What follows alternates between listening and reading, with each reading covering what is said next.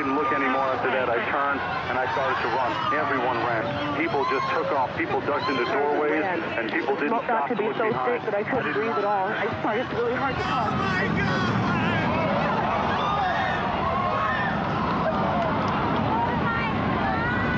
They're both down now. It's just a huge cloud of smoke.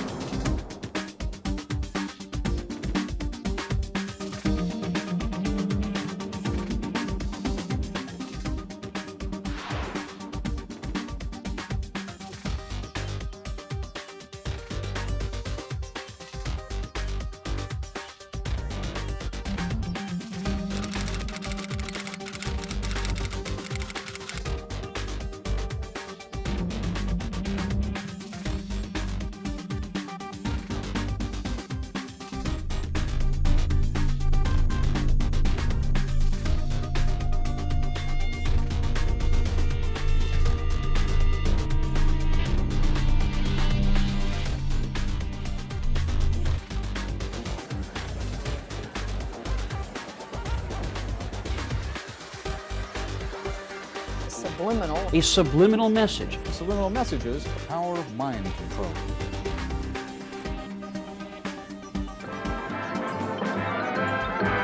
Hey, have you heard about the crazy new way to send a message today? It flashed on a screen too quick to see, but still you get it subliminally. Ladies and gentlemen, the 59 Chevy. See it? Isn't it beautiful? You used a subliminal cut. Oh, quite a few subliminal cuts from some photos I made.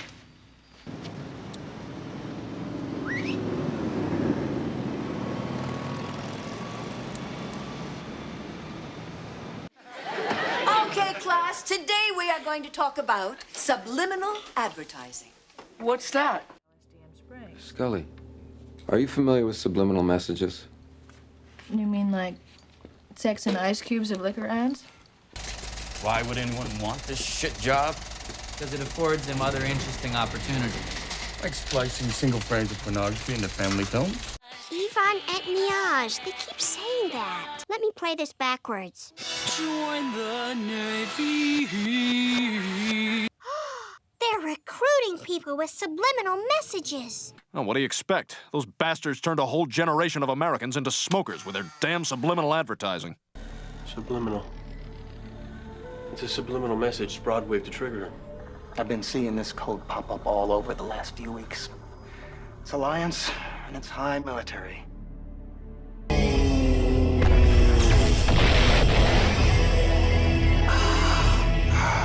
Subliminal advertising complete.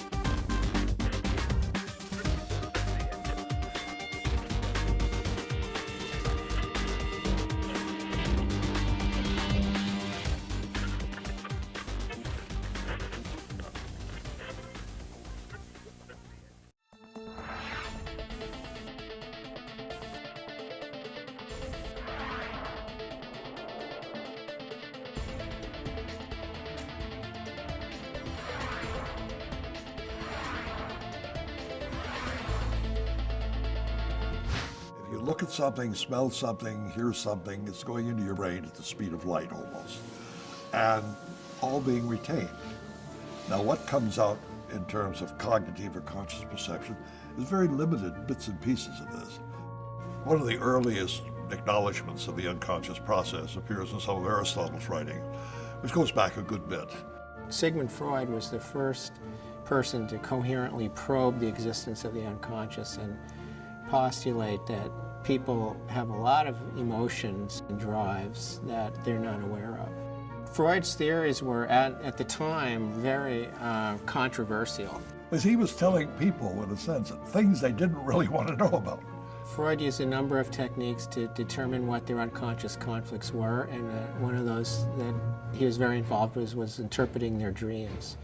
He felt that when people were sleeping, the barrier between the unconscious and the conscious relaxed, and the people actually experienced in the dream state their true unconscious motivations.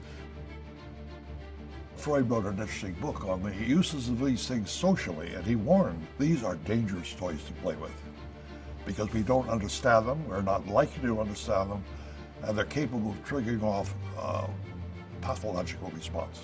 You know, it really started in America with Ed Bernays, who imported and used some of Freud's psychoanalytic theories to give people in their consumer choices substitutes for sort of primal urges. In his book Propaganda, he said it was the duty of marketing people to lead an otherwise unleadable, irrational, free people to making a consensus or a decision that was a responsible decision. And so we had a marketing philosophy that was inherently about manipulating and motivating a public. In times like these, most men become highly suggestible. They listen eagerly for any voice which sounds authoritative.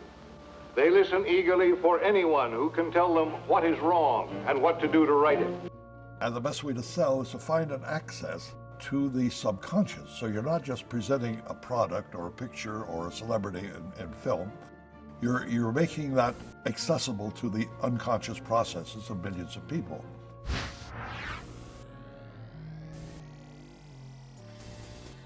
Most of America learned about the concept of subliminal advertising in 1957. There was a marketing researcher by the name of James Vicary, and he announced that he had done this very elaborate experiment, supposedly.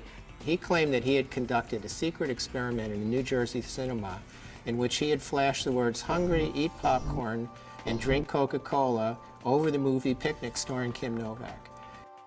And they weren't even single frame ads. They were much faster than that because he was using something called a tachistoscope. The high-speed tachistoscope. This is a projector that flashes about 1/50th of a second, though you can change that speed. And he reported that the Coca-Cola consumption went way up, the popcorn consumption went way up. Enormously successful.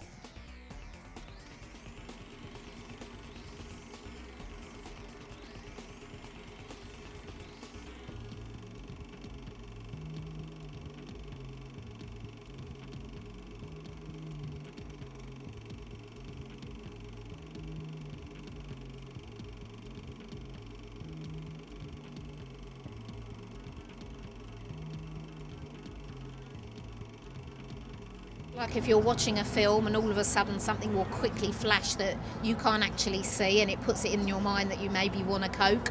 In the 50s, you know, like when movies started turning out, you used to go to movies, used to put the little popcorn thing, right, subliminally there. And I've heard that they do that in like movies, like buy Coke is like flashed on the screen when it's right before the movie starts. So I could see how you could. Do you think they're doing that in movie theaters? Do you think it's... I don't know, I get really thirsty. Yeah.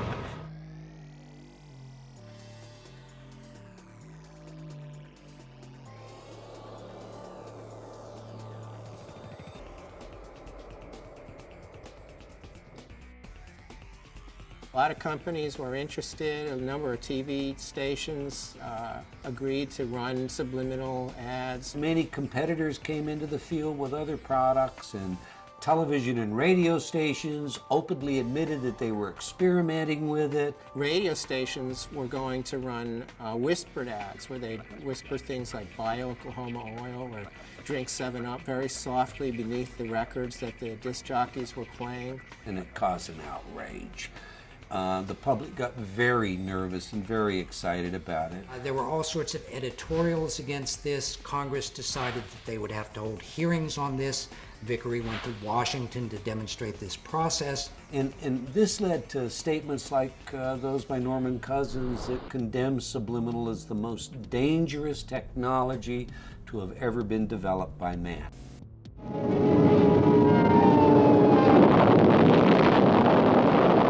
Networks rather quickly decided that it was in their interest to prevent Congress from acting, so they formed this National Association of Broadcasters, and they all agreed that they would not allow subliminal advertising. And they took the position that it didn't work. They tried to calm the public's anxieties by insisting that it wasn't effective. Vicary dropped out of the consulting business and kind of retired. And as he later admitted, this was all basically a scam. The experiment that he said he'd done, he hadn't really done.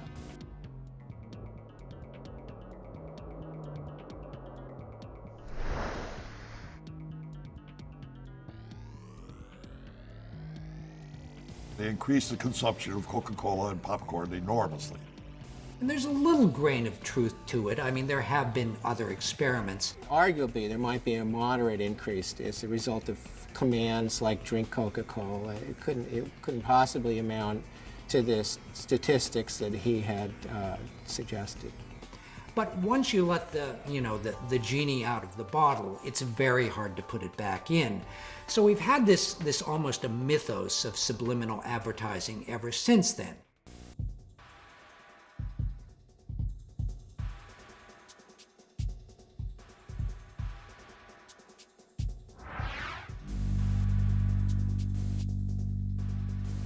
The motivational researchers in the 50s developed a variety of electronic equipment that they could measure people's unconscious reactions to. Like one of these was a galvanic skin response where they would measure minute fluctuations in the amount of sweat on your skin, which was related to your state of anxiety, or also a heartbeat, or they had special cameras in supermarkets that would measure the dilation of the pupils that would indicate how interested a person was in the product.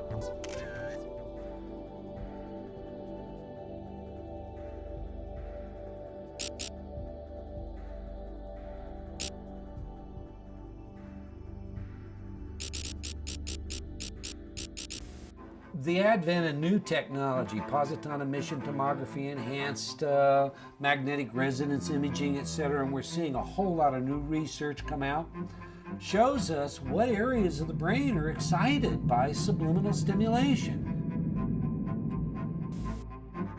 Kilborn and Associates in the mid-'80s did a fascinating experiment where they took two actual advertisements that they believed contained subliminal impacts that they had found on their own. One of them was a Marlboro ad, which showed guys on horseback driving through the range with big rocks around them, and one of the rocks allegedly had been made to look like an erect phallus. And they hired an artist and they adulterated the picture and took the phallus out so they would have a control. And then they showed it to people and measured their galvanic skin responses and found out that the picture with the phallus had a greater effect than the picture without the phallus.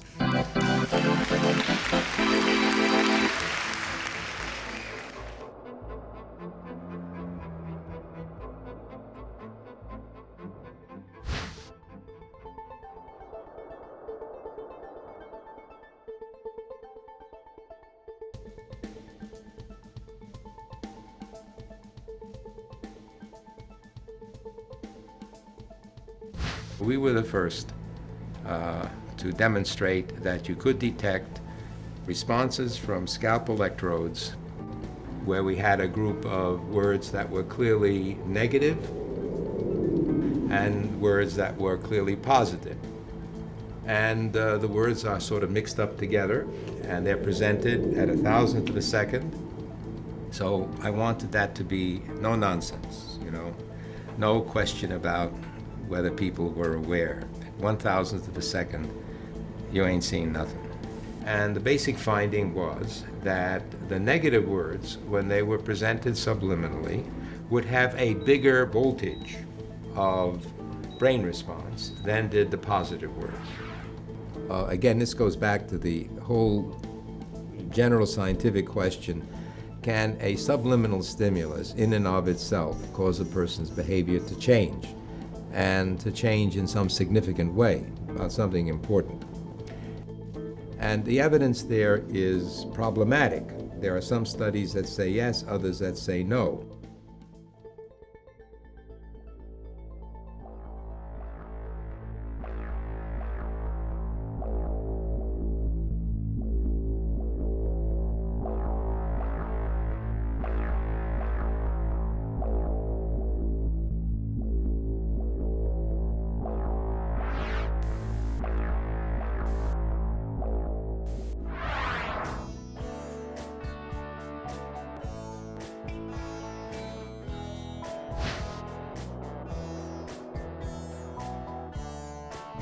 For one thing, they were the biggest group in the world.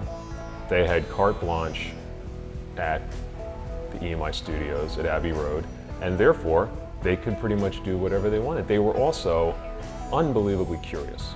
In the summer of 1969, a bunch of college radio stations started this rumor that Paul McCartney had died and that for some strange reason the Beatles were keeping this secret. But it got a lot of people listening very carefully to these later Beatles albums. And that's where John Lennon had done all this experimentation. They had an opportunity to do things with music that even their peers frankly couldn't do because they didn't have the time and the money and the cachet. And the Beatles also were experimenting with drugs. At the heart of this was really a thing they found at the end of Strawberry Fields.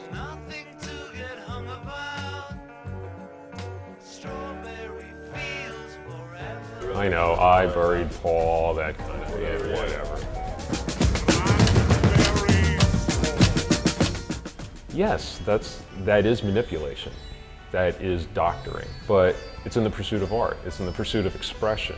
Lennon later told Rolling Stone magazine that what he actually said there was cranberry sauce. So in the recording studio, I had them play this with various filters to make the more legible. And it really does sound like cranberry sauce. There's a very big difference between, say, reverse messages and the artistic potential in manipulating sound. On the track Revolution 9, the track's title is repeated many times within the song. And if you reverse Revolution 9, it actually sounds like Turn Me On, Dead Man.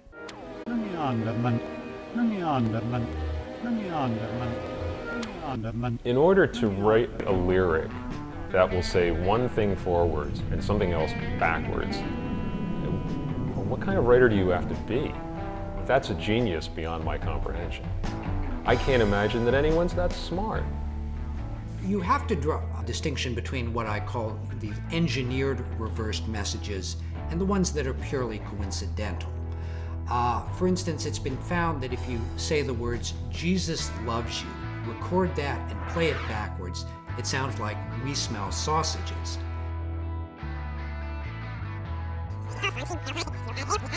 We smell sausages.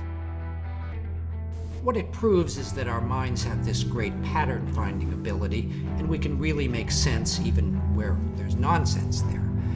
I would think that the Revolution 9 thing is purely coincidental.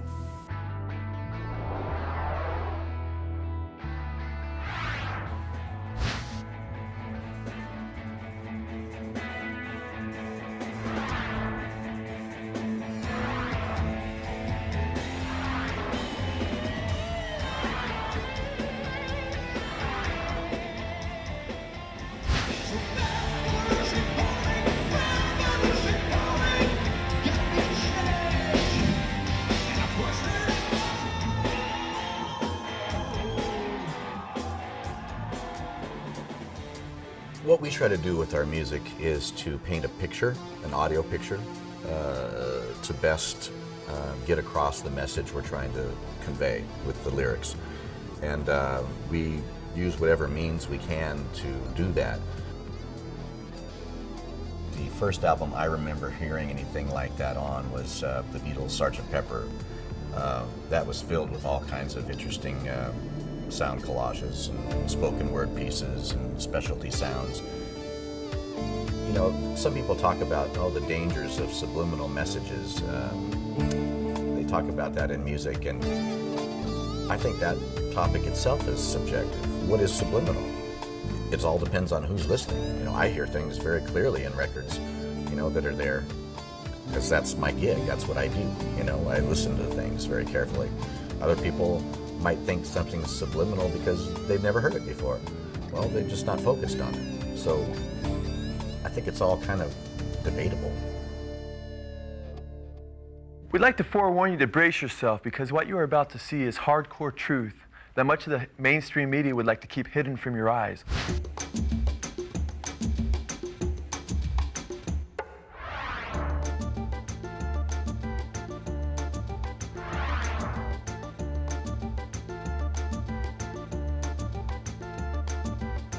People would be blown away if they realized the subversion that takes place in popular media, and that the agendas that lie in back of much of that subversion.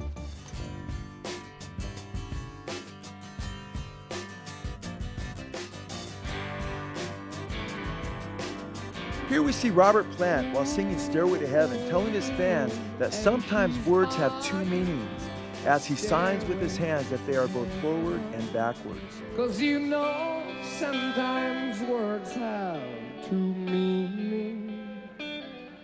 But basically, backwards, and over 25 words backwards straight, it says, "Here's my sweet Satan. I want to live it backwards like the Zepp, whose power is Satan, and he will give you 666.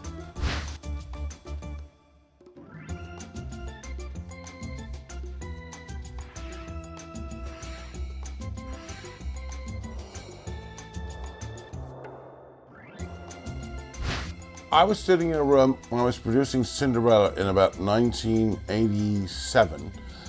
This child who was on methadone started questioning me on this background masking. It's crap. This satanic phenomena goes far beyond the scope of human ingenuity and is demonically inspired. Bob Garcia of A&M Records stated, quote, "It must be the devil because nobody here knows how to do it." Well, there's no point to that anyway. And you can make anything up you want if you wish. See, I believe personally, deep down, they know what's going on, and they were seducing their fans into, hey, the whole power trip. Backwards masking is rubbish. It never happened. We never did it. And that's just a fact. I was there. There's so much evidence out there, but it's under the surface at first, and I think when people begin to see it, hopefully they care enough about truth more so than experience.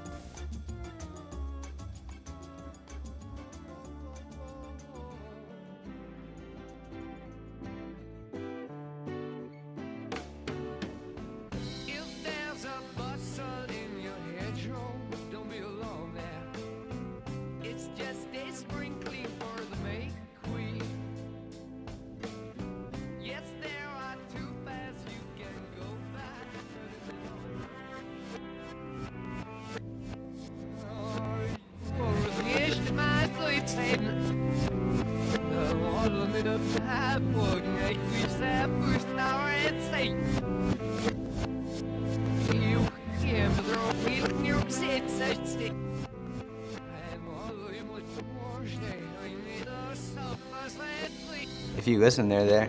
Yeah, I heard them all. That's crazy. But it was definitely put there on purpose, and maybe just for certain people to hear it.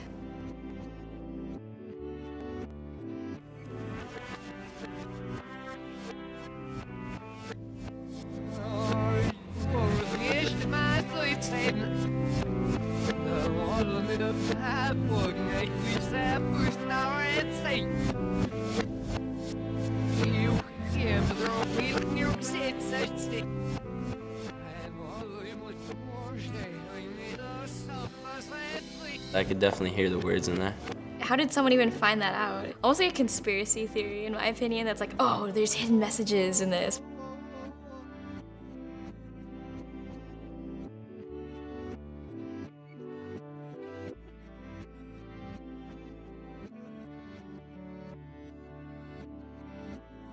The only thing I really heard was music. It kind of sounded like it was in a different language. It was kind of scary. I mean, it sounded like it was saying something, but in a different language.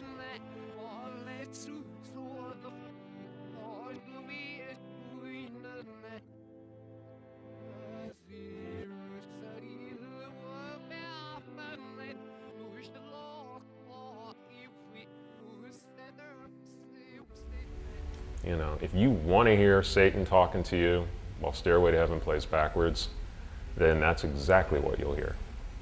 You'll find a way to hear it.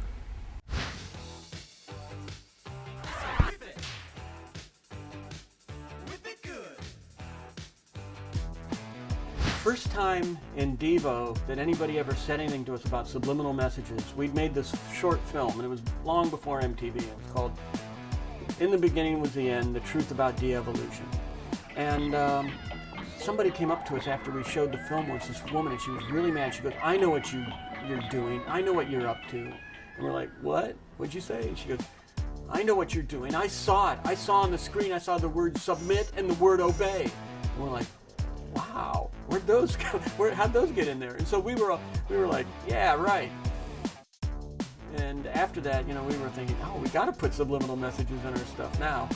To me, backward masking, you know, and the Beatles and Paul is Dead or any of that kind of stuff, to me that was just all the fun stuff, that if you were a fan, you looked for that kind of stuff and you wanted to find it. The idea of it being dark or malevolent, you know, I think is just kind of paranoid thought on the part of people that already don't like the music.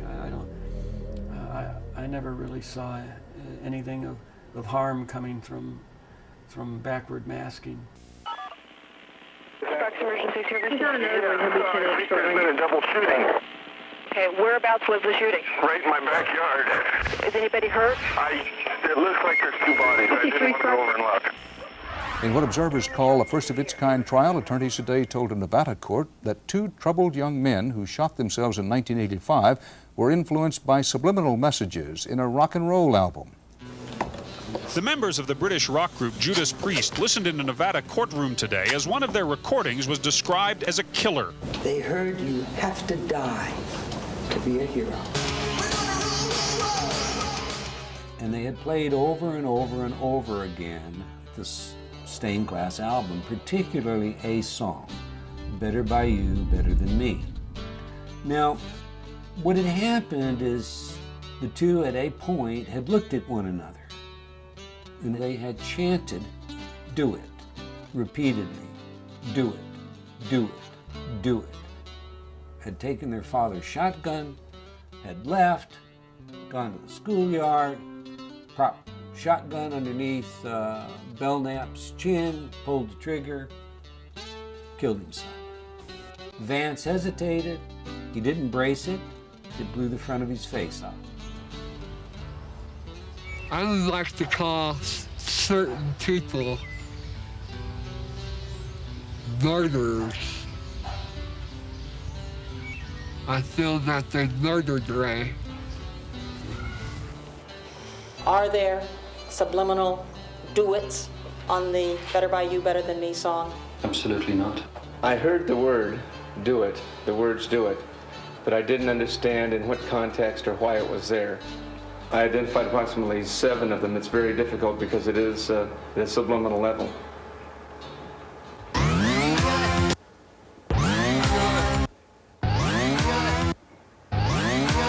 The group, Judas Priest, admitted that they had used subliminal messages on other recordings, just not this one.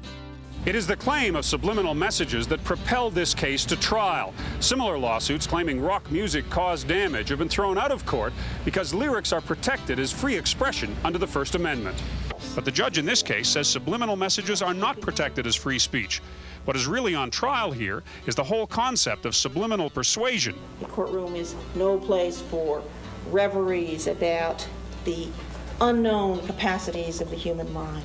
We took the judge into the control room and played all of the 24 tracks that were mixed to make this record, and showed the judge how, you put, it was actually at the end of a vocal, and so there was an exhalation of breath combined with a guitar sound and then if you listen to that with the thought in mind, the suggestive thought in mind that it says do it, you can hear do it. So yes, it was there.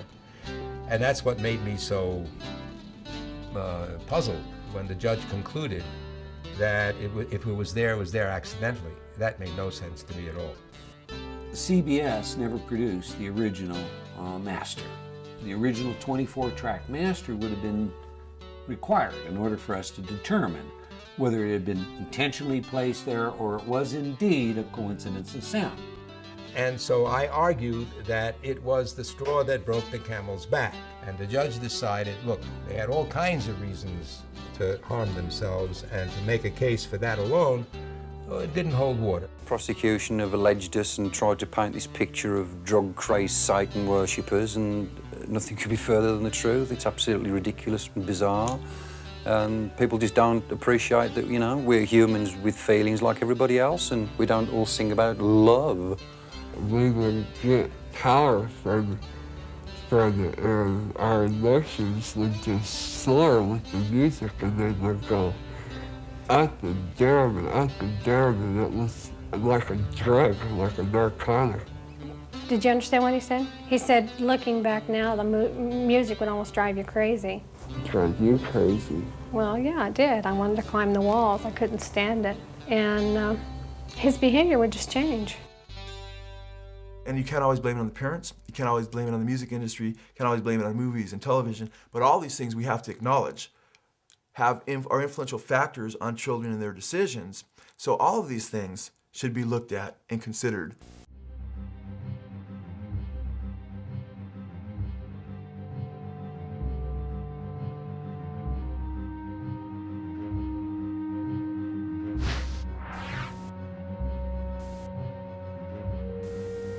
Hitchcock was really intrigued by this whole idea of subliminal effects in movies.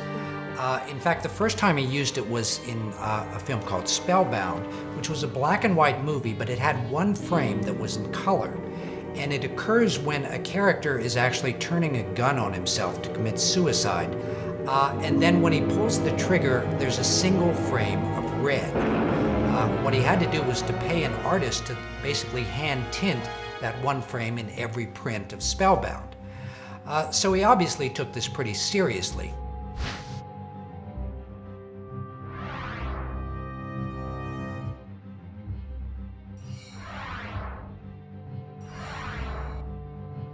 Oh, I saw him in the editing room where he would cut right down to the frame, just frame by frame where he'd want his cuts. So he took a great deal of time with the editor in what he wanted. When he came to do Psycho, he did something even more elaborate. Towards the end of the film, there's a very slow dissolve to a shot of the police pulling Janet Leigh's car out of the swamp. Well, during that dissolve, Hitchcock superimposes this kind of skull-like face on Tony Perkins' face. So it creates a rather ghoulish effect. And obviously Hitchcock thought that this increased the emotional punch of this particular part of the movie.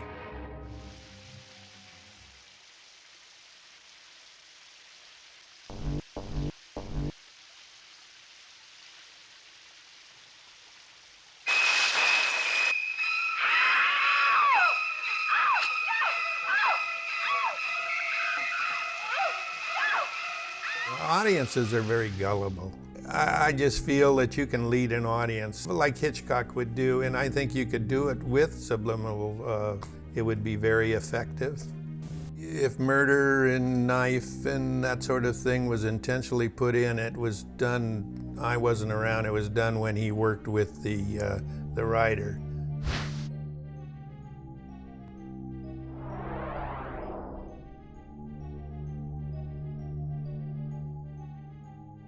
Walter Merchant and Richard Beggs, with some of the electronics in Apocalypse Now, they were always mixing real sounds underneath, sounds that weren't associated with the object to make you feel a certain way, or anything that would heighten a certain fear during the warfare.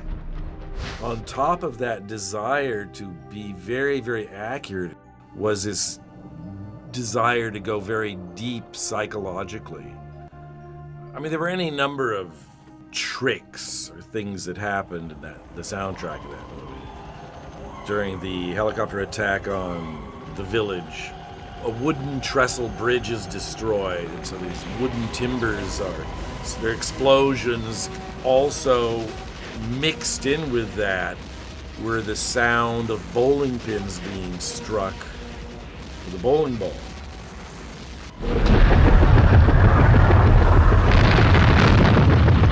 Things like that were used extensively, and in a lot of other movies as well. Like I know, like in The Godfathers, you want to make fear something's going to happen, they mixed a baby cry, you know, and stuff like that.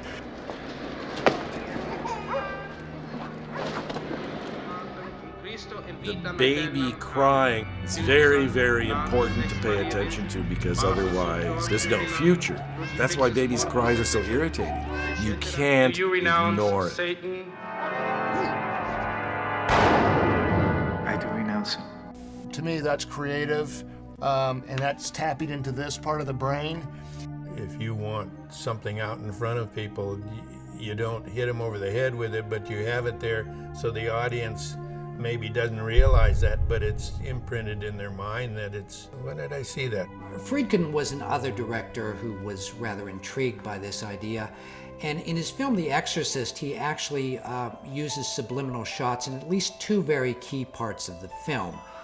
One of them is in a dream sequence, and the other is during the actual exorcism. To tramp underfoot serpents and scorpions, to confront this cruel demon.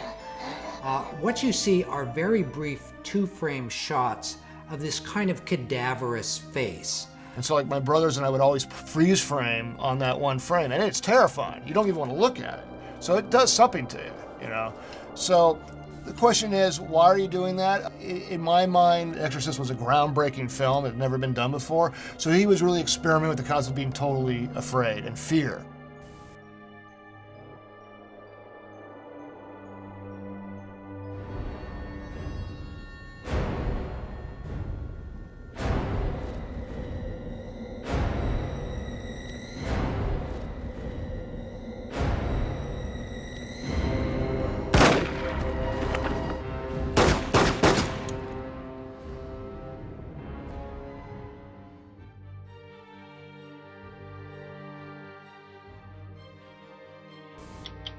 Last June, delegates to the Southern Baptist Convention's annual meeting voted to boycott Walt Disney. They are pushing a Christian bashing, family bashing, pro-homosexual agenda. There was the suggestion that a clergyman became sexually aroused while he was performing a marriage ceremony. The allegedly offending bulge goes by in less than a second.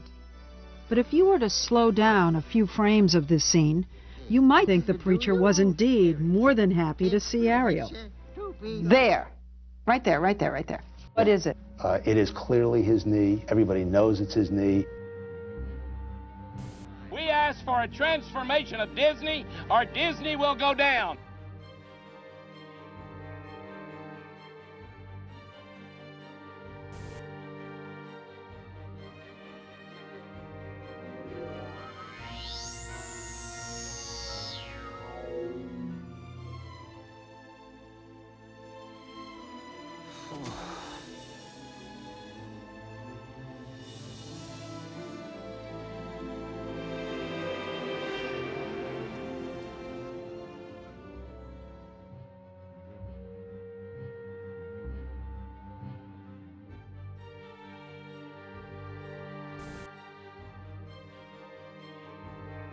It's just people spending too much time looking for things that aren't there.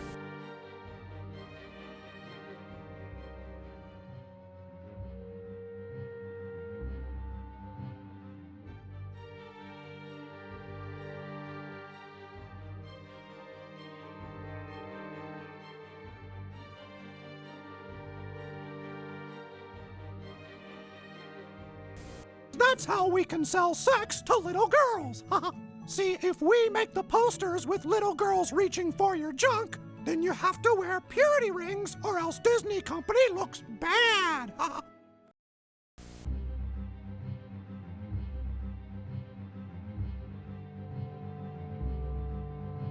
We thank you so much for this bountiful harvest of Domino's, KFC, and the always delicious Taco Bell.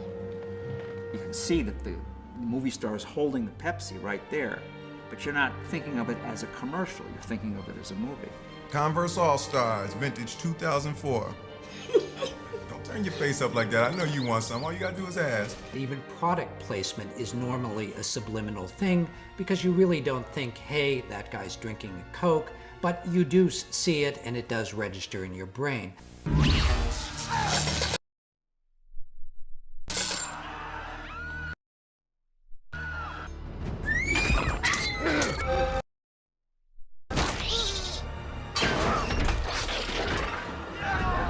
I think that's the best way to do it than hitting them over the head with a product right in their face.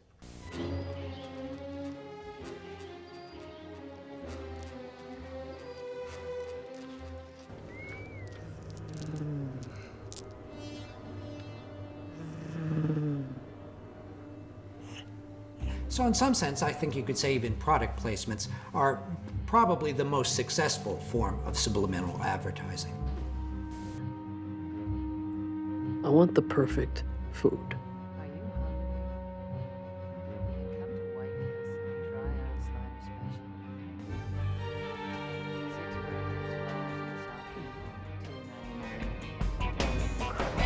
Imagine all those burgers in your stomach right now.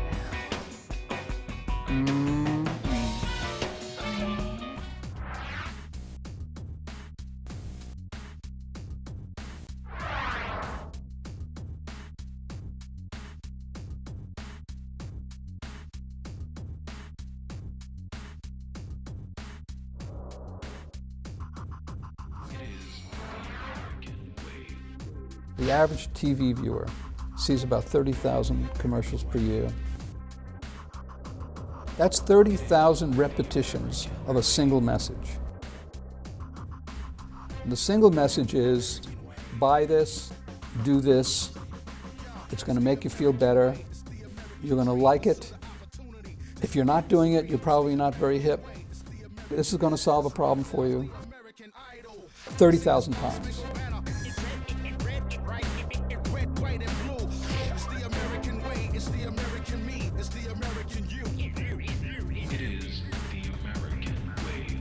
Systemically, advertising works better on people who are lonely and afraid. It's a kind of a form of reverse therapy. You know, you go to a therapist because he wants to resolve your unconscious conflicts and make you feel better about yourself. But media has exactly the opposite orientation. You need to create tension in the viewer, conscious tension and anxiety, so that they look to a product for relief. You afford not to be in good hands.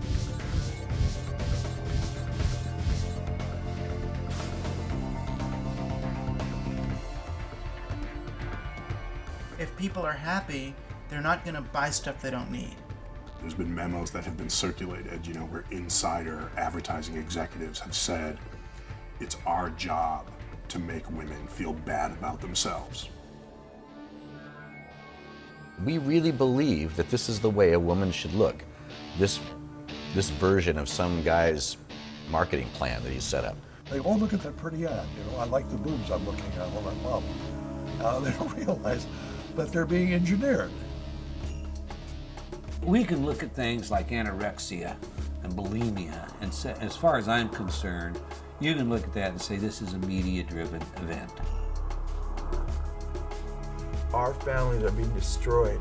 I mean, we've never in the history of humanity been under an assault because we've never had mass media like we do today.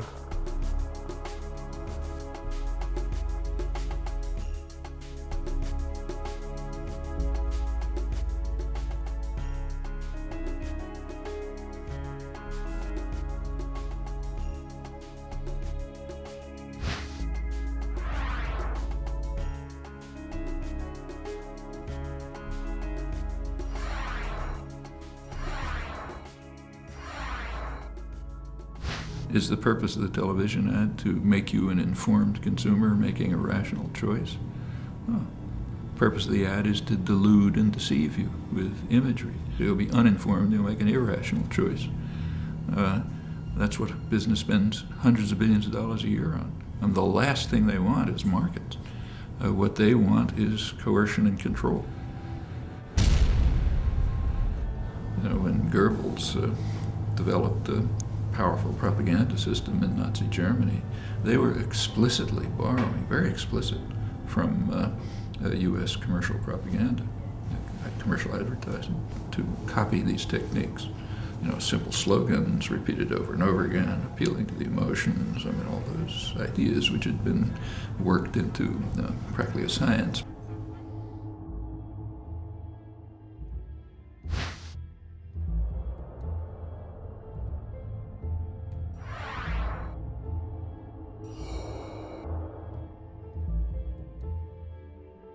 If we don't have any kind of critical analysis, some kind of overreaching way in order to analyze and understand what's being fed to us, how people can be manipulated, people enjoy the manipulation. Advertising is fun.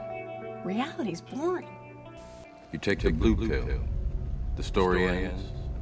You wake up in your bed and believe whatever you want to. You take the red pill, you stay in Wonderland. And I show you how deep the rabbit hole goes. All I'm offering is the truth.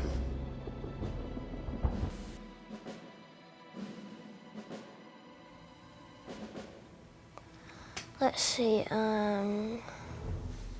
TV pretty much. Advertisers are looking to get the attention of younger and younger children. And any advertising directed to a young child should be considered subliminal, because young children don't know the difference between the ad and the program. It all blends seamlessly together. Any advertising to 4-year-olds or 5-year-olds or 6-year-olds is dealing with a consciousness which is not using rational processes. People use the television as a babysitter, right? They plop their kid down in front of a TV, and there's no guidance, there's no instruction, there's no parent sitting there watching TV with the kid. They start targeting children at 9 months old. They've noted that by 2 years old, they can achieve brand loyalty and recognition. This is extraordinary. When you see something on TV that you want, what do? Ask my mom for it. And what if she says no? I just keep asking and annoying her for it. You know, every psychology student discusses, of course, the 4 fundamental drives, the 4 Fs. There is fight, flight, feeding. You never forget the 4 Fs when they're explained to you that way. Our society, largely driven in part by advertisers motivating us to consume, we end up with the 5th drive. It's more. More.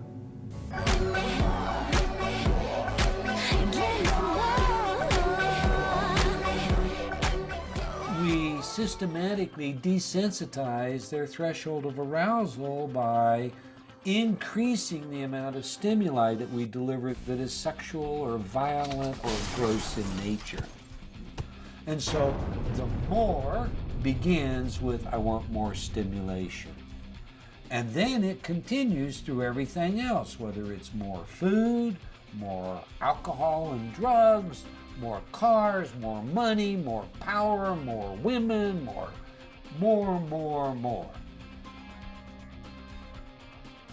I mean, why are people maxed out on their credit cards? They're buying things that, you know, who knows if they need them or not. I mean, consumerism becomes a secular religion where we use certain material goods to fill holes in our souls. Any one of us can be trapped by this. I mean, I would ask anyone to look around their house at how many things that any of us have bought over the course of the last 10 years we don't use. Simply knowing what's going on is not going to protect you from the effect. You can know perfectly well that they put this gorgeous model in an ad to get you all excited about Coors beer. The fact is, it's still going to work. We're all consuming and acting and behaving precisely the way that they want us to. It's what the church does, it's what monarchs did, it's what advertisers do, and and the game continues.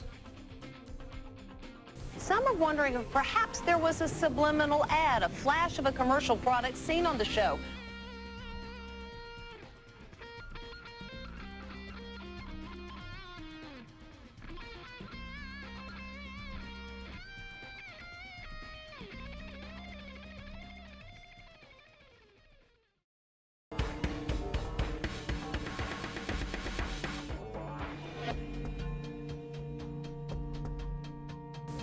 In the research that was conducted by the Roper organization, they found that 57% of Americans believe that subliminal advertising happens. I think there's so much in the air, there's so much a sense of sort of distrust in government, in powerful leadership, that I wouldn't be surprised to find that more people now believe that subliminal advertising is practiced than have in previous decades.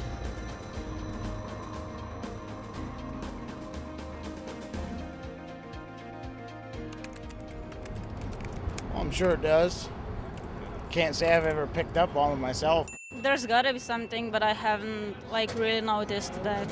Not as much. I don't think nowadays. I think it's pretty straightforward. Well, I think there's certain advertising companies, that for whatever, trying to market an item, just subliminally, they'll throw something in and then you don't even think about it. Definitely. Yeah? Definitely, yeah. When I watch television for over a couple of hours, suddenly I'm very hungry, and I do realize that it's from the advertising or the subliminal messages. You mean like the Camel cigarettes? There you go. The image on the Camel? I mean, I'm sure that exists, absolutely. I'm sure it exists. I don't really know much about the technology, but I'm sure it does. I know it's supposed to be illegal, but I know it exists though. Yeah, you've heard it was illegal? Yeah. Okay. My best example of subliminal messaging would be like when you watch a movie and all of a sudden you see everybody's drinking Pepsi. I don't know. I think that the colors are subliminal. Like, no one really realizes that most things are a certain color for a reason. Well, I do believe that advertising agencies use subliminals in their advertising.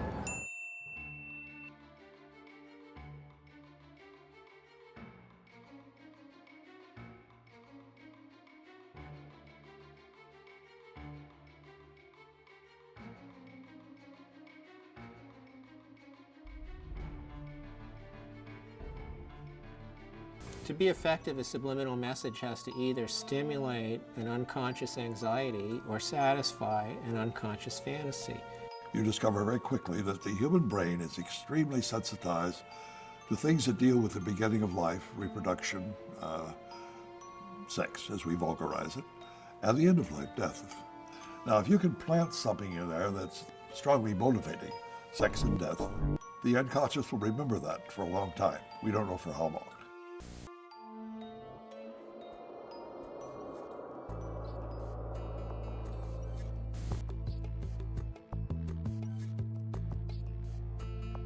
Most people can see what they want to see in almost anything.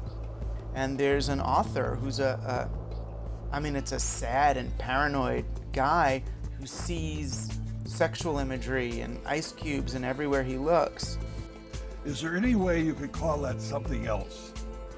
I mean, it's not a telescope, it's not a Leaning Tower of Pizza, it's a penis. The problem is we hide this stuff from ourselves. We don't want to deal with it. And once you come to terms with this, it turns the whole world upside down.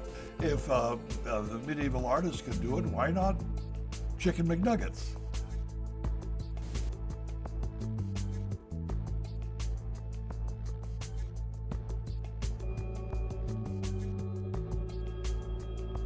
The SEXs are all over the crackers. Makes them taste better. I love Ritz crackers. The fact that he made some allegations that are not credible doesn't mean that the substance of what he had to say wasn't, logical and totally persuasive.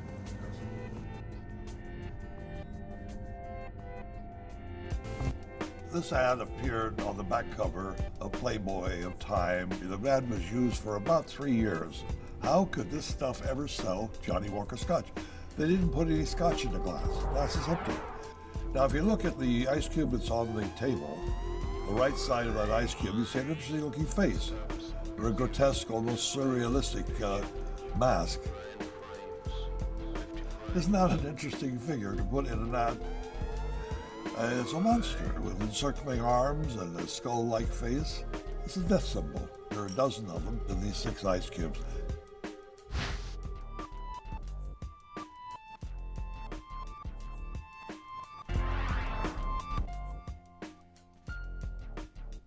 The predominant trend in modern subliminal advertising seems to be sexual assault or sexual violence. And this is an example of that. If you look at her facial expression, it could be that she's finding it extremely unpleasant. And the person on the left seems to be violently ripping her necklace from her throat. Well, it reinforces the idea that women are victims and that it's sexy for a woman to be a victim. And that's very powerful and very important to maintain status quo in our culture. And that's how you can convince men also that she deserves to be violated.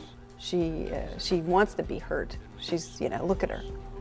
This Benson and Hedges ad first appeared on the back cover of Time magazine and also in We magazine. On a conscious level, the ad is promising sexual excitement, but at an unconscious level, it's stimulating sexual anxiety. And the reason is that a lady's backbone has been carefully airbrushed to resemble an erect male phallus. Anxiety is associated with the consumption of cigarettes. We all know that people smoke more when they're nervous. It's totally logical to think that making them nervous induces them to smoke more. To really intend to make people anxious, and you don't know how that person deals with anxiety, the only thing you're wanting is that he light up a cigarette, but you don't know what else it might do, okay? That to me is outrageous. If you're very sensitive to the idea of phalluses, you're going to have a much harder time seeing the phallus in the Benson and Hedges ad than if you're not. And if you're more sensitive to it, it's more likely to have a greater effect on you unconsciously. So in that respect, that they are tapping into something that I think is strong, potentially, and therefore is very worrisome. It isn't that the cues, the stimulants, are invisible to the naked eye. It's just that we don't recognize them for what they are.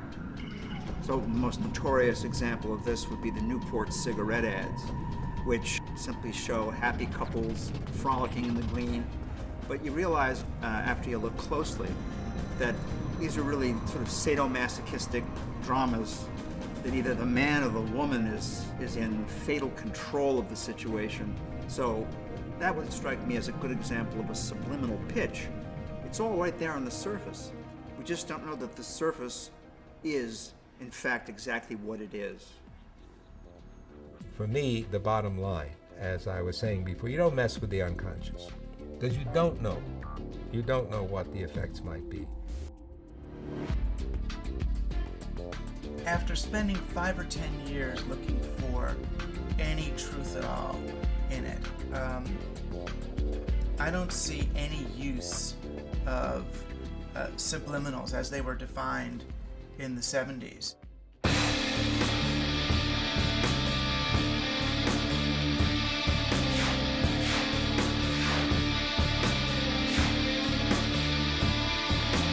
Why waste your time wondering what's wrong, wondering what's right in front of your eyes, or what makes you sick?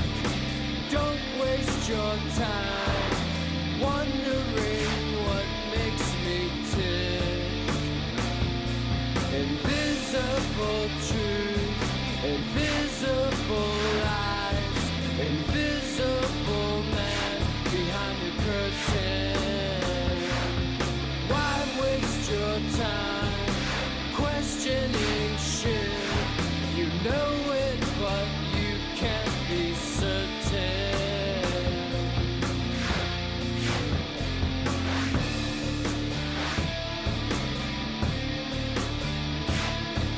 Sex ain't what I need, but sex gets the job done. It's not like you've been shooting heroin. Buy a new wardrobe, buy a new Audi. Don't wonder where I've worked inside ad agencies. I've worked side by side with evil people. You know, to see, did anybody anywhere do any of this? And no.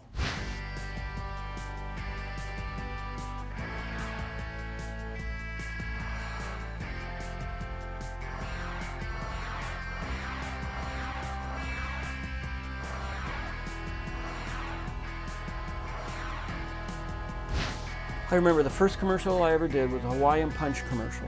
And I remember putting the message, sugar is bad for you. Just, you know, set it in low volume in the background. And everybody in the room's tapping their pencils, and they're all, you know, they're just all these execs and the creative people, and they're all going, yeah, that's Hawaiian Punch, yeah.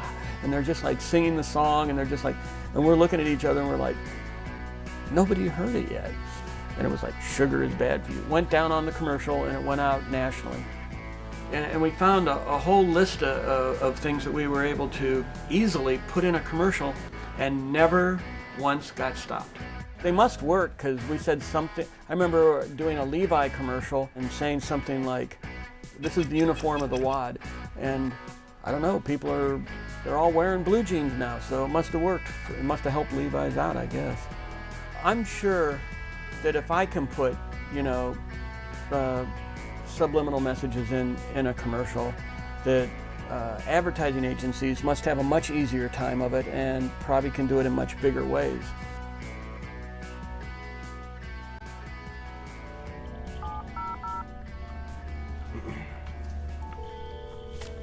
Good afternoon, Amalgamated. This is Carmen. And we were wondering if someone from Amalgamated would be interested in meeting with us. Good afternoon, that must be a BBL. Can you tell me who you're transferring me to? Good afternoon, JWG. Send a minute voicemail. Please leave a message for...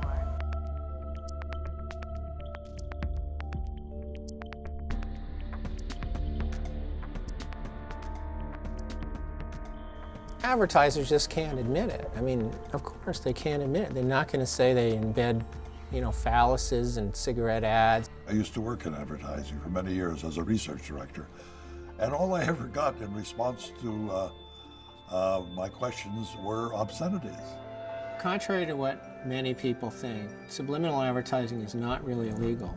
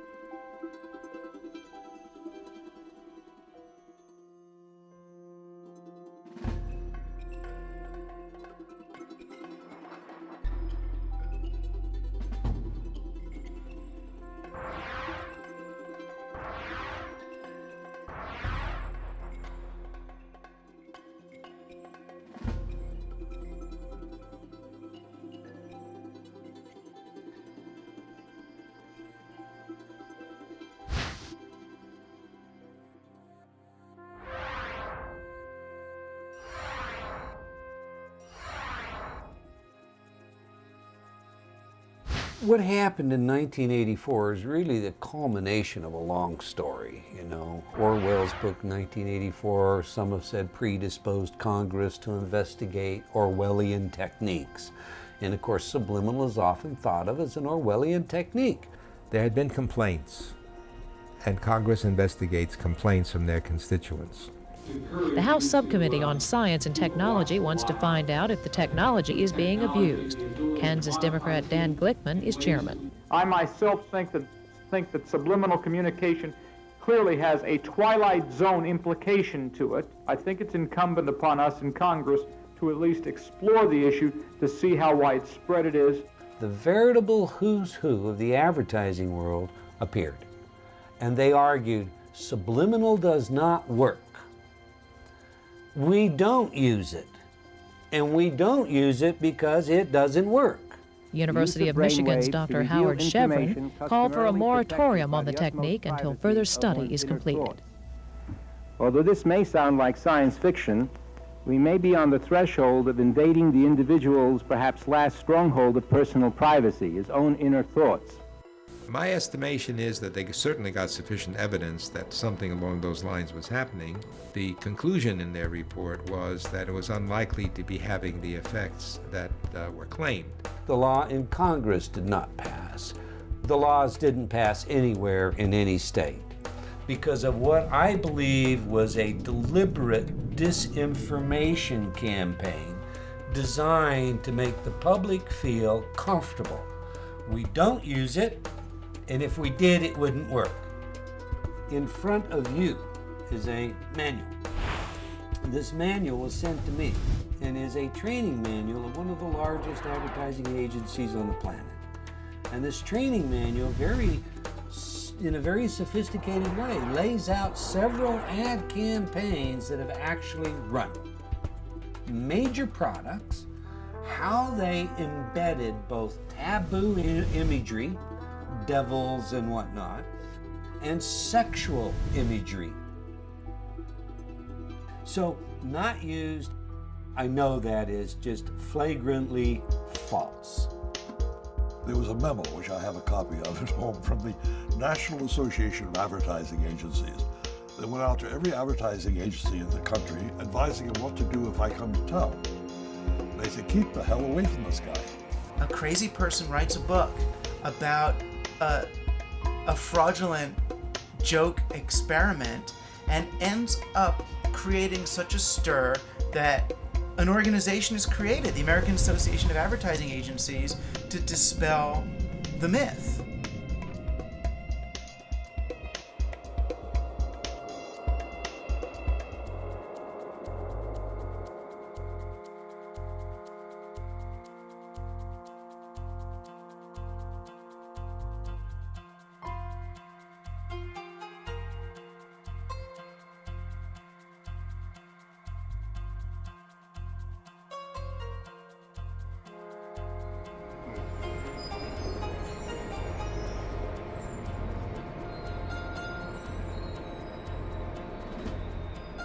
I'm here to see Kip Chang. From what company? 4A.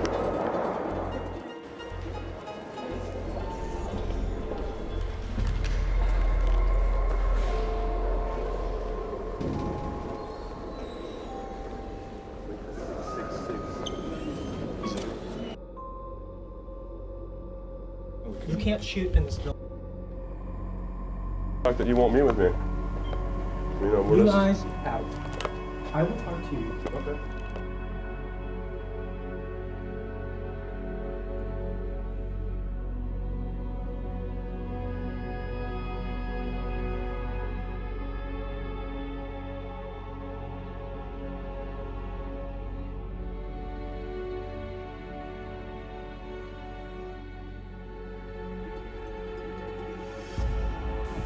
You're talking about people from cradle to grave being exposed to subliminal messages. It must be that some people, some borderline personalities are pushed over the edge and led to commit horrible crimes because of the influence of advertising. There is loose in their towns people like me today whose dangerous impulses are being fueled day in and day out by violence in the media in its various forms, particularly sexualized violence.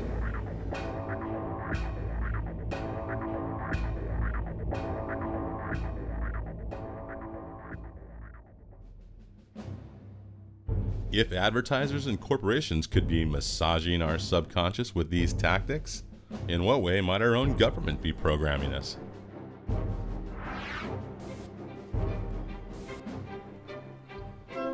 In the 2000 presidential campaign, George Bush ran an attack ad against his opponent, Al Gore. The Bush prescription plan, seniors choose. And at the end of the ad, it said, bureaucrats decide. And for a brief second, for about a 30th of a second, the letters RATS got very large. When this came out, it was a very big deal for at least 1.5 news cycles. Well, some people in the advertising industry say they believe the inclusion of the word rats was intentional, even if it was not designed to send a subliminal or subconscious message. Now, that is not an accident. Will Robinson is a Democratic media consultant not associated with the Gore campaign. He finds it implausible that no one noticed the word rats when the ad was in production. Someone made a decision to put that word up on screen and make it part of the spot. And they worked hard to make sure it was that way. The Bush campaign, of course, has denied this. They say that it was an accident. Just ask the man who made the so-called rats ad, Republican consultant Alex Castellanos. Let me see if I can say this more clearly for you. I didn't know it was there. It's a ridiculous thing. There is no secret rat strategy to win an election that I'm aware of. You had both Gore and Lieberman decrying this use of subliminal advertising. I find it a very disappointing development. I've never seen anything quite like it. George Bush was forced to do his best to disassociate himself from this entire thing, which he actually did very effectively. You know, the idea of putting subliminal messages in the ads, I don't think we need to be subliminal about the differences between our views. Subliminal messages. You talk about subliminal. So if the guy can't pronounce it, he couldn't have been behind it, I guess. The ad has run 4,400 times in 16 states, including big battlegrounds like Florida, Michigan, Ohio, and Pennsylvania.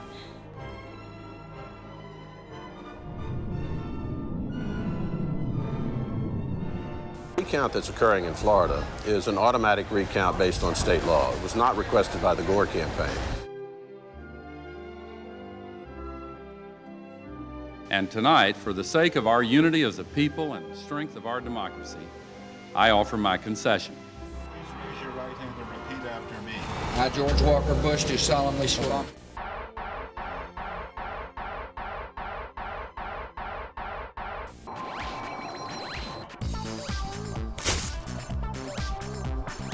This week on Science Sensei. Remember subliminal advertising? Now, cognitive scientists at Hebrew University in Jerusalem have shown that some thoughts and behaviors can be affected subconsciously and subliminally by commonly used symbols. They asked Israeli volunteers to complete a computer-based survey about their opinions on core issues in the Israeli-Palestinian conflict. But for half of the volunteers, subliminal images of the Israeli flag were flashed throughout the question and answer session. The flashes were 16 milliseconds, faster than we can do here. You might expect that exposure to such a strong nationalistic image would polarize people to one political extreme or the other. But in this case, the subliminal image of the flag pulled people from both ends of the political spectrum toward the middle compared to the control group. And phone calls to these people after the elections confirmed that most of them followed through when they actually voted. This research is important because it shows that subliminal messages can affect your attitude and behavior. For Science Central News, I'm your Science Sensei. I'm Science Sensei and I approve this message.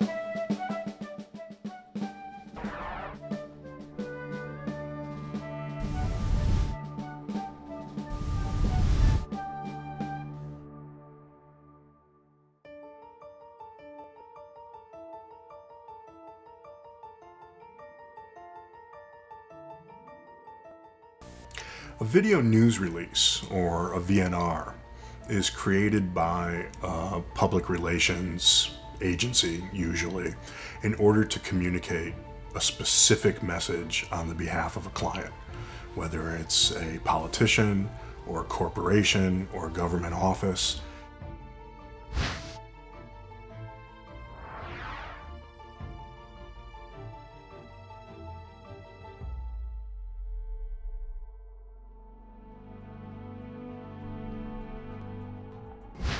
The use of video news releases has to be challenged at every level in this country, VNRs as they're known. The government puts them out, corporations put them out. They'll have a fake reporter who's actually a public relations professional. And this story goes out to newsrooms around the country. So there are people watching a program that they think is news, but the actual news reports aren't news reports at all, but are paid advertisements that look like news reports. This is someone pushing a product, but it's presented as a fair and balanced report, which it, of course, isn't. While I don't know if I would call that subliminal, I do think that it fits into this entire environment of so much of our media operating on a below the radar, below the threshold of consciousness. There are hundreds of channels. Can they all be doing this? What matters, though, is not the channels. It's who owns those channels. And that issue of media consolidation is critical. The rise in the use of video news releases has a great deal to do with the conglomeration of the mass media. Because as more and more TV stations around the country come to be owned by the fewer and fewer players, there's more and more cost cutting that goes on in the newsrooms of these stations.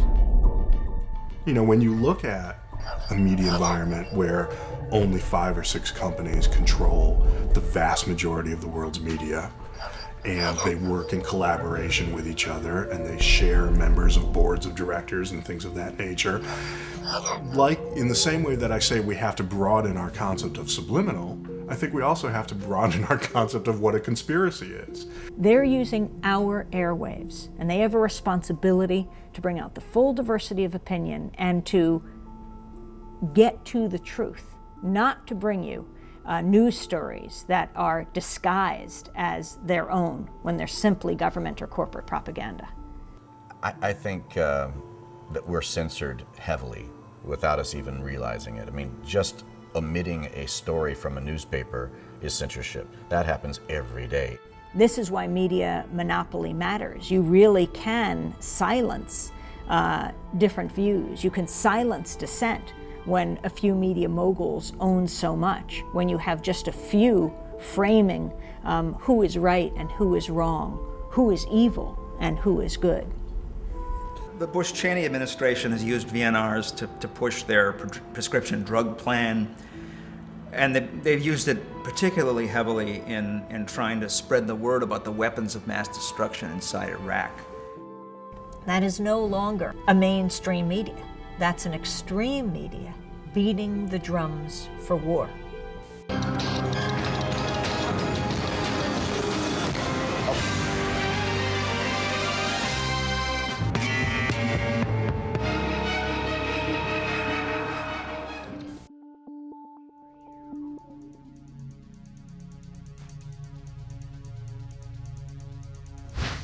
The campaign has been one of disinformation and misinformation. The war in Iraq was based on lies. That's generally accepted. It's interesting there's been no consequences. This administration has sunk to the lowest level to use media and to use certain forms of it to deceive a nation. Iraq's weapons of mass destruction. A clear threat to the United States. There's dozens of ballistic missiles. It has sponsored and sheltered terrorists. Paying suicide bombers. Weapons are equally true. Biological weapons, including anthrax and botulism toxin. Biological and chemical agent to kill millions of people. I remember the Secretary of State saying we have to take the war to them before they bring it to us. It simply makes no sense to wait any longer. Take action before it's too late. Delay in decision and inaction could lead to a massive and sudden horror. But there should be criminal implications for this kind of behavior. I think it's both subliminal and definitely very obvious. I mean, you have in the lead up to protests the alert levels going up, people being afraid. What does fear do to a people? Number one, it blocks their thinking. And if you continue to drum away that we're in danger of being attacked all the time, then people do not broaden their thoughts. It's our responsibility as journalists to let the public know who is paid by what corporation, or if they're representing the government. Otherwise, it's unforgivable. The media is our lens on the world, and it is absolutely critical we trust that media. Because ultimately, when people are terrorized, when people are targeted, when people are marginalized, that does not make any of us safer. Peace Not war is our natural condition. Those who would bid us to war must be challenged.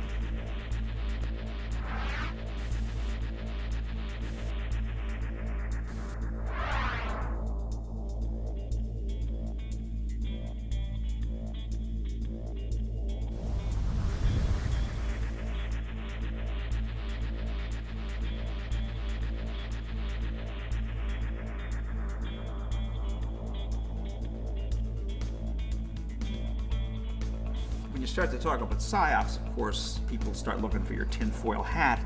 Psychological operations is what I prefer, because psyop kind of sounds like it's a, clandestine thing. And I'm not into conspiracy theories per se.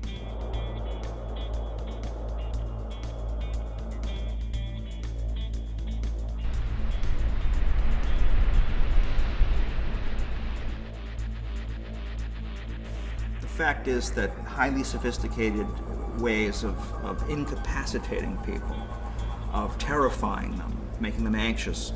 Our military and our intelligence bureaus have been studying this kind of invisible weaponry for decades. I mean, it's at least as old as the Cold War.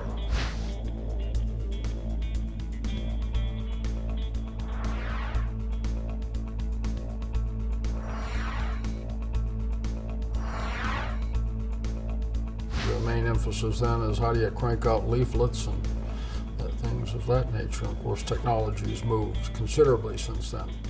The focus today has shifted dramatically to, I think, a more generic term of perception management. How do you project the image of the Army in this day and age? The U.S. government and military has poured hundreds of millions of dollars into propagandizing the Iraqi people, in paying newspapers, reporters, editors to plant stories in Iraqi media. Now, what does this do? When you talk about the U.S. military forces moving forward and there being victory, and Iraqis on the ground seeing that what they're seeing in their newspapers and on television doesn't reflect the reality, it undermines any kind of growth of democracy, because then they have no confidence, no trust of their media.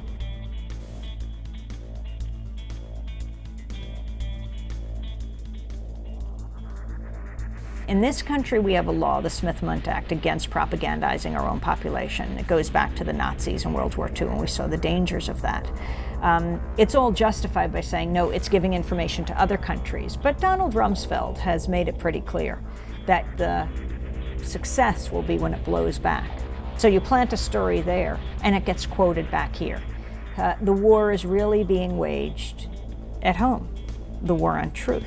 In today's day and age, as we know, information is global and instantaneous, so the ability to keep information out of American hands extremely difficult.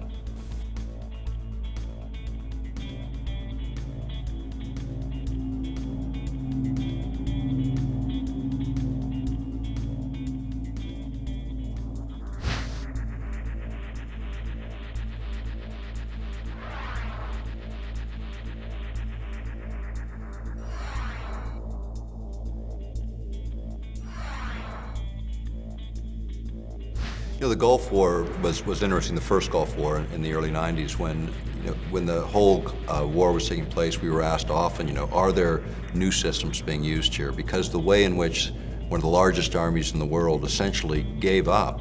I mean, it was like children in an elementary school on their first fire drill, running out of the bunkers and surrendering. And from my perspective, it looked like one of these technologies for influencing behavior had been applied, and it was the Scottish media after the war that reported on Project Solo. But now we have very sophisticated systems like Commando Solo, C-130, that's basically an airborne television radio station that circles the area, broadcasting the message directly in that you want to have the enemy receive.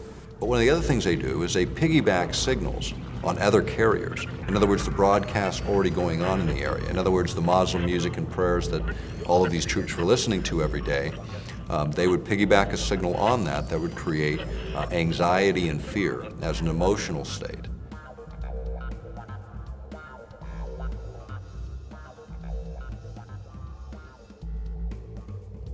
Not that I'm aware of. To disclose these technologies. This changes everything.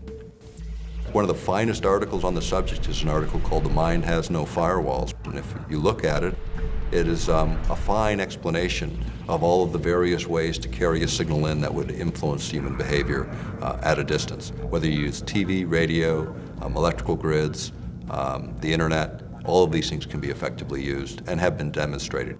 These technologies that we're talking about today, because the American public wouldn't accept them, because the American public would see them as a violation of the Constitution, the only way they could be introduced is an environment of fear. And what environment do we have today? You know, this is an Occam issue, Occam's razor. The simplistic stuff works.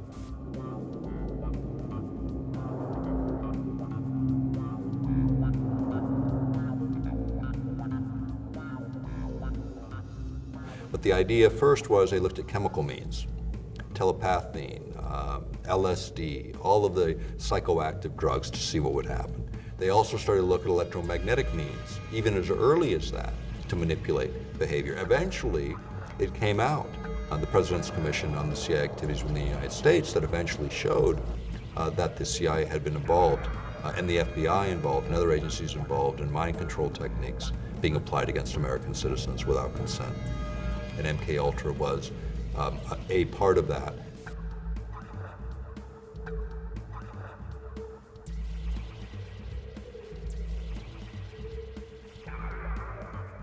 And in what may be the weirdest turn of events so far, the loudspeakers also pumped out Tibetan monastery chants at steadily increasing volume, aimed straight at Rockvan Koresh's sanctuary.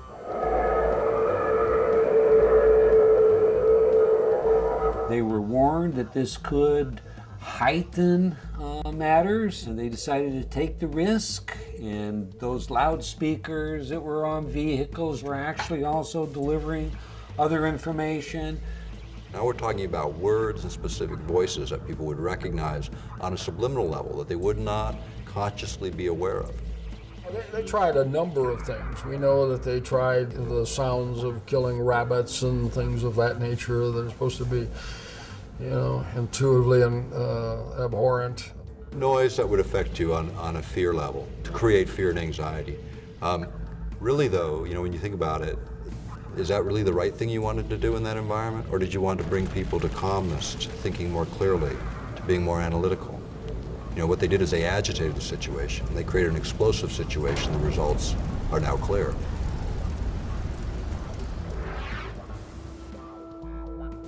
The simplistic stuff works.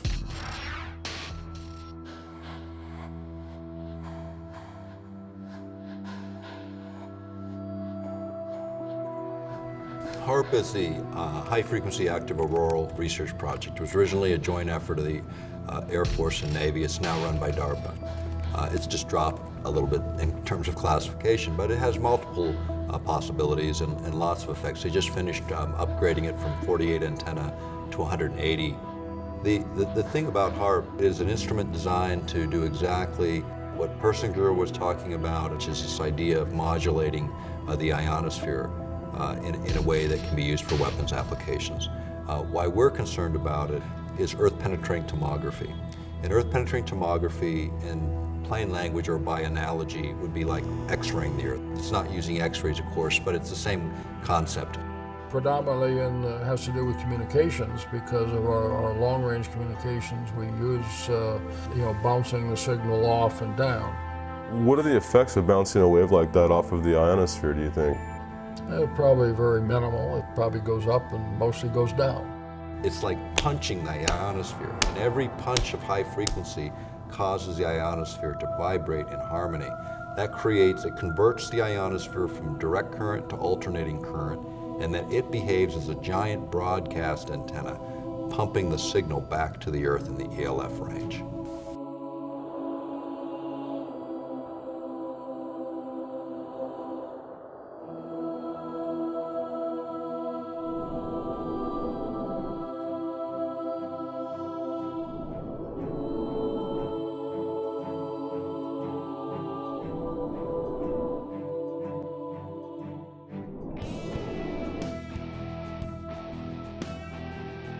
In the case of ELF, where you have these very low pulsed signals, you get what's called a frequency following response, an FFR in the literature, or brain entrainment is often referred to it in that way. And this is where the brain actually locks onto these external signals, even these very, very subtle signals. It locks on and begins to mirror. And so the brain patterns fall into those patterns, which is a change in emotional state. In the conspiracy arena, they talk about a whole host of effects, up to and including turning people into zombies or whole societies into zombies and all that. Again, the evidence against that is I haven't got any societies of zombies.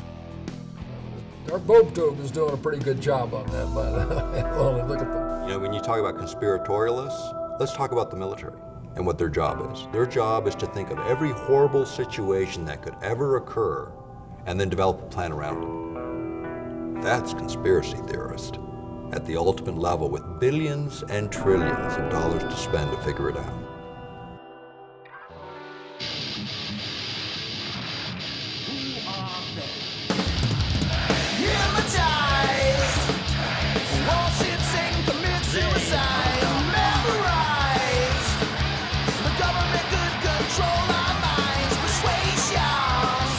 Propagandists will go to any lengths to influence people's opinion, including murders, right?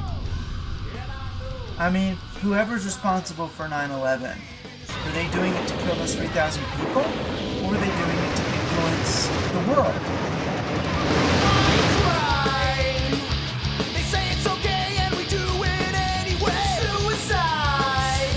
They want people to follow orders, push buttons, stand in line.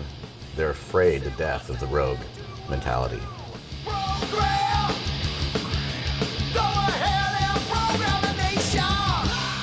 When you manipulate people, it's anti-democratic. What you're really trying to do is you're trying to control people. People don't need to be controlled. They need to be able to make their own decisions. Consciousness to freedom to think is a fundamental human right. The idea of violating free will is something that even God doesn't do. And yet man thinks they can do this. At this defining moment, change has come to America.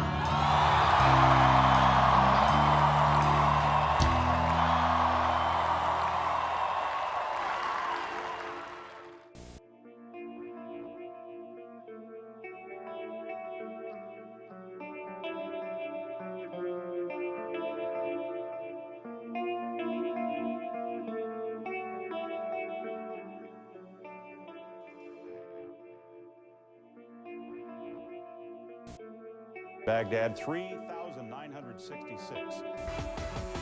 Lives have glamour. I am the queen of opulence. This is mass madness, you maniacs! In God's name, you people are the real thing. We are the illusion.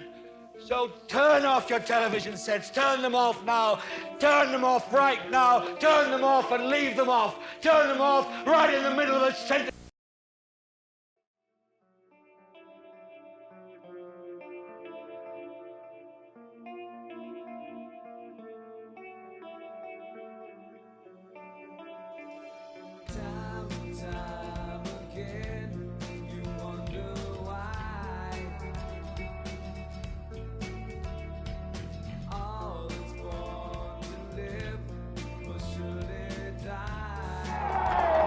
Dream today. Ask not what America will do for you, but what together we can do for the freedom of man. You've got to put your bodies upon the gears and upon the wheels, upon the levers, upon all the apparatus, and you've got to make it stop. And you've got to indicate to the people who run it, to the people who own it, that unless you're free, the machine will be prevented from working at all. If we can get a critical mass of people thinking a direction, it will influence and change the rest of the world. This collective mind, this mind field, tend to lead me to believe that that might be the greatest hope man has.